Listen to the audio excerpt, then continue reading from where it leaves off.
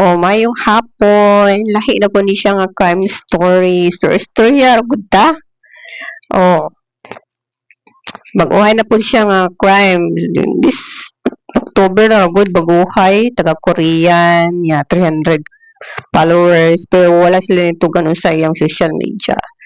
Si Choi manay kuan kanang laki nagkaw nagipag-partnership siya kay Yonji mga 20 years old pa ni bata pa siya. Ja, gusto na mo taliwag si kuan kanin si Yonji kay di na siya ganahan kay controlling kayo. Manang gusto niya mo pero ang lucky nag-kneel down yung nakitaan sa camera nangayo og pakluoy nga dili siya makipag tanggal up sa partnership. Pero katong pag live na niya sa Incheon, dito na gi-attack si yung Gia. Killed siya. Iya gi-dispose iyang body dito sa Moju Mountain sa Korea.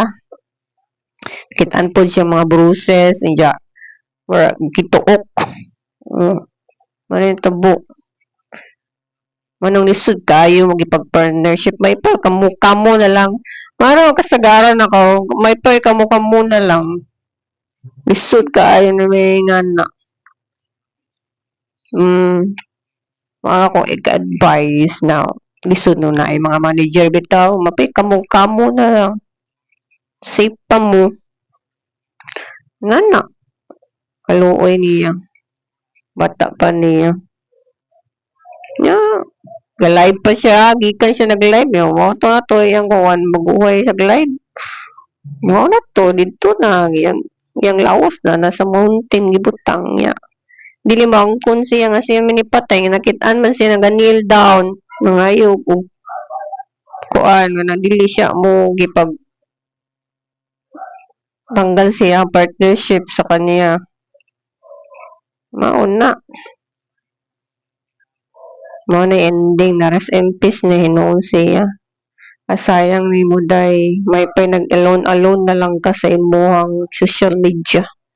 Mo na may pa mag-alone na lang mo sa yung social media. Sa kaugali yung kita mo nga na. Yung hinaguan. Lisod na may nga ng tao. So, lahi na po. Sunod. Next guide. Bye.